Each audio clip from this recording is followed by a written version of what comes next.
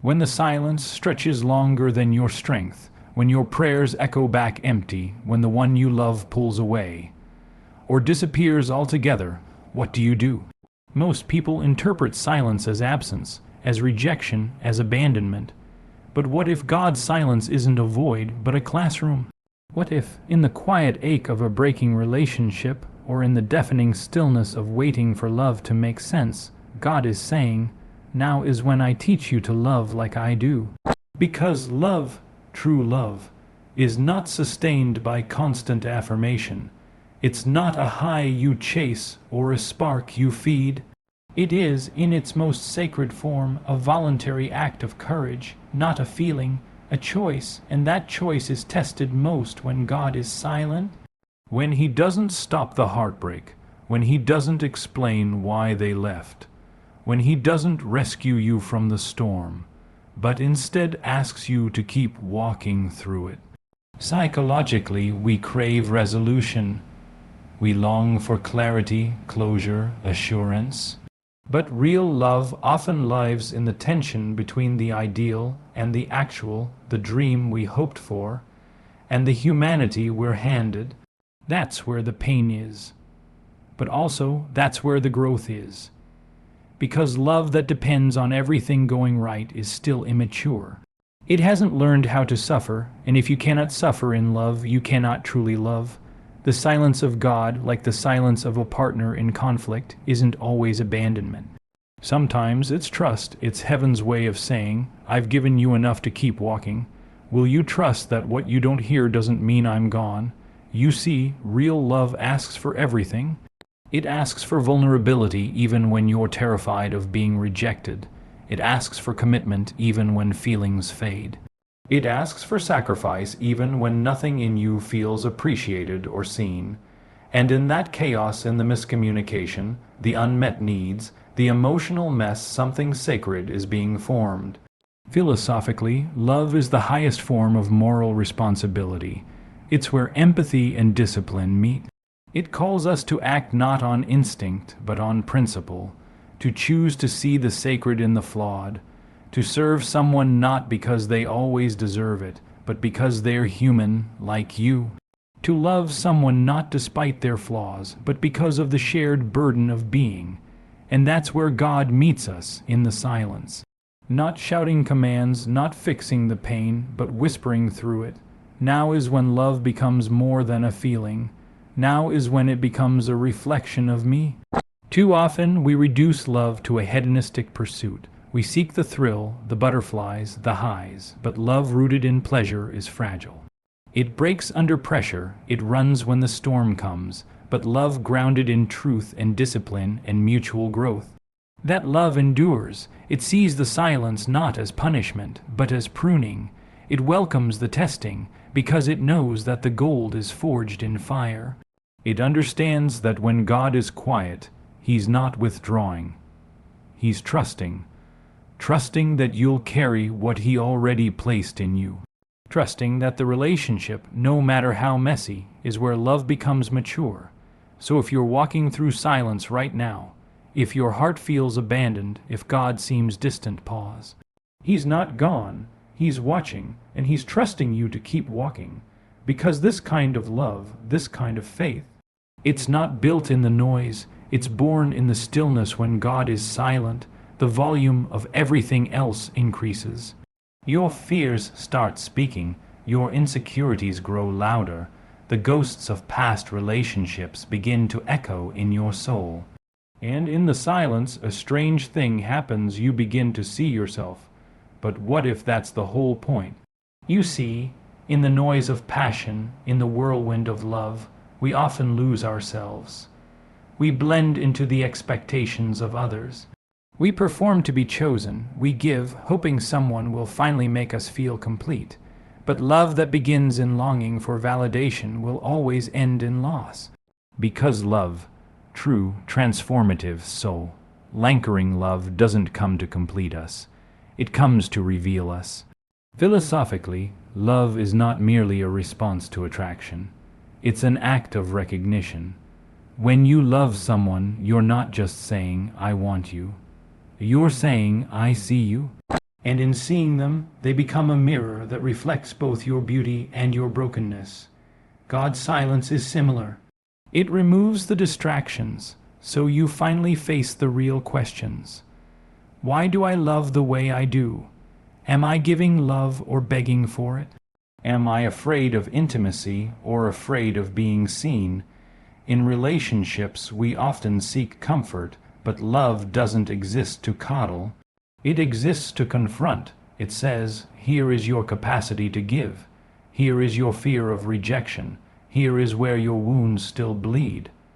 Love, like silence, uncovers the soul. Psychologically, this is where healing begins. Because unless love becomes conscious, unless you understand your patterns, your projections, your fears, it will always be reactive. And reactive love is unstable. It oscillates between idealization and disappointment. It loves until it feels pain, then flees. But real love requires integration, vulnerability that's not naive, commitment that's not codependent, sacrifice that's not martyrdom, but maturity. We must stop reducing love to a hedonistic escape from pain. Pleasure without purpose is just emotional intoxication, and many of us are drunk on relationships that look like passion, but are really just avoidance. We chase the thrill to numb the stillness, but eventually the high fades, and all that remains is the mirror. And that's where God's silence meets us. It's not punishment, it's purification. He's not pulling away, He's pulling back the veil, so you can see who you are when no one is clapping, when no one is chasing you, when you're left with just yourself and Him. This is the sacred tension, unconditional love versus the weight of human imperfection. We long to love purely, freely, endlessly, but then real people with real flaws walk into our lives. What now? To love someone not despite their flaws, but because of the shared burden of being human that is divine. That is where love transcends fantasy and becomes formation. Because it's in that gritty space between hope and heartbreak, between silence and revelation, that love carves out character. In God, He's still there, silent, yes, but not absent, trusting you to look deeper, to love wiser, to stop waiting for a voice and start becoming one. You may not feel Him now, but He is watching what you choose in the silence. Will you become bitter or brave? Will you retreat or rise? Will you love only when it's easy, or even when it's quiet? Because it's in the silence where love matures, where souls awaken, where God shapes not what you feel, but who you are. And that is where the journey truly begins. There is a moment in every relationship, every friendship, every marriage, every intimate bond, where the illusion begins to fade. The butterflies quiet, the masks slip, the imperfections surface, and then the question arises, now that you see them clearly, will you still choose to love? This is where love begins, not in the fantasy, but in the fire. Love, contrary to the cultural script, is not just a flutter in the stomach or an echo of pleasure. It is a furnace, and every person who steps into love steps into that flame willingly, vulnerably, sacrificially. Philosophically, love is not simply a reaction to what pleases us. It is an act of will, a decision to hold sacred what is fragile, to stay faithful when it's no longer convenient, to carry the emotional weight of another soul. Not because it's easy, but because it's right. And here's the tension. In a world obsessed with pleasure, love becomes disposable. When it no longer excites, we call it broken. When it no longer feels good, we call it toxic. But true love, real, soul-anchoring character, refining love isn't based on how it feels. It's based on how it forms you. You see, love is not always beautiful in the moment. Sometimes it's messy. Sometimes it looks like late night tears and difficult conversations. Sometimes it feels like sacrifice without reward. But what if those very moments, the tension, the silence, the struggle, are the tools God uses to shape you? Psychologically, love demands integration, the fusion of what we feel with what we value. That means choosing vulnerability even when it risks rejection. Choosing discipline when desire fades. Choosing presence when escape feels easier. It is easy to say, "I love you," when everything aligns. But real love reveals itself in the chaos. It matures in the mess, and in that place where comfort dies and character is born, love transforms us. So what does it mean to love someone not despite their flaws, but because of the shared burden of being? It means recognizing that they, too, are carrying wounds, that they, too, are stumbling through the complexity of life. And instead of demanding perfection, you embrace partnership, you become allies in the struggle. You see their imperfection not as an obstacle, but as an invitation to offer grace, to practice patience, to build something that can endure. This is the love that reflects God, a love that doesn't wait for worthiness, a love that stays, that forgives, that believes, that keeps walking even in silence. The danger of reducing love to pleasure is that it becomes selfish. And selfish love is always conditional, but love rooted in truth doesn't ask, "What can I get from you?" It asks, "Who can I become with you?" Not because the other person completes you, but because they challenge you, because they sharpen you, because their flaws become the mirror through which you meet your own. God doesn't give us love to rescue us from pain, He gives it to refine us through it. So the next time you find yourself in the fire of a relationship, when they disappoint you, when you feel unseen, when the silence screams remember, you are not being punished. You are being purified, and maybe, just maybe, that person you're struggling to love is the very soul God's using to teach you how to love like He does. Not perfectly, but faithfully, not because they're flawless, but because you both share the burden of being human, and you've chosen, in spite of everything, to carry it together. We live in a world that exalts the thrill of falling in love, but avoids the weight of staying in love. We idolize the emotional rush, but shun the daily choices. Yet love, in its purest, most divine expression, is not about how it begins. It's about what you're willing to carry when it gets heavy. And it will get heavy.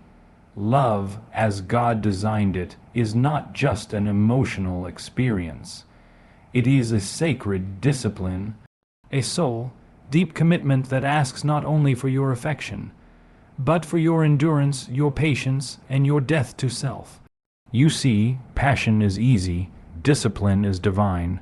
Philosophically, love is the highest manifestation of the will. It is not merely a response to beauty or pleasure. It is a conscious act of responsibility. It is what happens when two flawed human beings decide, day after day, to honor each other as image, bearers of God, even when emotion falters, even when attraction fades, even when words fail. And this kind of love, this daily devotion, it reshapes us. It carves our identity with sacred tension. Because to love truly, you must also be willing to suffer. Not suffer because of love, but suffer within love. Suffer through misunderstandings, through unmet expectations, through the humbling realization that you are no one's savior, but you are their servant. In that service, your soul begins to shift. Psychologically, this is where the integration of love takes place, the fusion of vulnerability with strength, of desire with discipline. To love someone deeply is to offer your soul uncloaked, knowing full well you might not be met with perfect reciprocity. Yet still you give, you forgive, you show up, because that's what divine love does. It keeps no record of wrongs. It does not seek its own. It bears all things, believes all things, hopes all things, endures all things. The problem arises when we turn love into an idol of pleasure. We become consumers of affection rather than cultivators of commitment. And when the feelings go silent, we assume love has died. But friend, love doesn't die when the butterflies do. Love begins there, because love is not proven in emotional highs.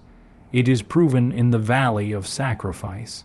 And herein lies the tension, the ideal of unconditional love versus the raw truth of human imperfection.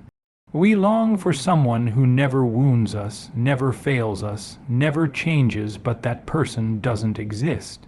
And neither do you. So, what do we do with the mess? We redeem it. We enter it. We say, I see your imperfection, and I choose you anyway, not blindly, not foolishly, but faithfully, because I know that love is not about fixing you, it's about walking with you, it's about shouldering the shared burden of being alive in a broken world and saying, you don't have to carry this alone. This is how God loves us. Not with constant affirmation, but with unwavering presence, not with a fairy tale, but with a cross. So when love feels more like discipline than desire, when it asks you to stay when you want to run, to forgive when you want to fight, to pray when you want to pull away, remember, you are being invited into the kind of love that sanctifies, and sanctification, dear soul, is not sterile, it's messy, it's hard, it's holy, because love, in the end, is not about finding perfection.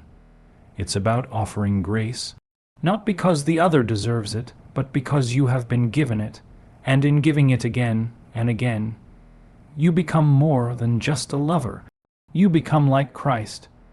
There is something profoundly sacred about choosing to love someone, not because they fulfill you, not because they complete you, but because you recognize the weight they carry, and you decide, I will carry it with you. This is the sacred burden of love. We've been told that love is about finding the one, that if we wait long enough, someone flawless will walk in and meet our every need, heal our every wound, read our mind, never disappoint us, never change. But that's not love. That's fantasy, and fantasy is fragile. Love is not about perfection. Love is about presence. Philosophically, love must be seen not as a fleeting emotion, but as a binding moral force, a principle that shapes how we live, how we serve, how we forgive, how we become. When you love, truly love, you are entering into a covenant of becoming more patient, more grounded, more like Christ. Psychologically, love is one of the most demanding arenas of human growth because it brings us face to face with our deepest fears. Fear of rejection, fear of abandonment, fear of inadequacy. Love, if it is real, exposes you, and that exposure is not meant to shame you, but to sanctify you. The world teaches us to love for pleasure, for excitement, for the image, but when love is reduced to a pursuit of pleasure, it becomes selfish. We take until we feel full, then discard when we're bored or broken. That's not love, that's consumption. Real love, love that forms identity and matures the soul, asks for courage, it asks for resilience. It asks for you to see a person's imperfection and say, I will not run. I will not shame you for being human. I will stand with you in the tension of who you are and who you are becoming. Because in that place, in that brutal, beautiful space, you are transformed too. This is where the tension lies, the ideal of unconditional love clashing with the gritty reality of imperfect people. But here's the revelation: God doesn't remove that tension. He uses it. He uses it to draw out compassion, to stretch your capacity, to teach you how to love not from ego, but from spirit, not from need, but from overflow. To love someone because of the shared burden of being means this: I see you, I see the pain you carry, the inconsistencies, the emotional weight, and I choose not to shame you for it, but to stand beside you in it, not to fix you, but to walk with you, to listen, to hold space, to point you to healing while doing my own. This kind of love is holy because it mirrors the heart of God. Jesus didn't love us from a distance. He stepped into our burden. He bore the cross, not because we deserved it, but because love always bends low before it lifts high. So when you find yourself in love that doesn't feel easy, when it challenges your pride, calls out your selfishness, or breaks you open, don't retreat. Lean in, because that may be the very moment God is using to deepen you, to draw out a version of you that pleasure alone could never form. In the end, love is not about finding someone who makes life easier. It's about finding someone worth enduring life with. Someone whose very imperfection invites your growth. Someone who reminds you that love isn't always light and laughter, but it is always worth the wait. Because when love becomes a shared burden, it becomes sacred, and in that sacred space, both souls are transformed, not by fantasy, but by faithfulness,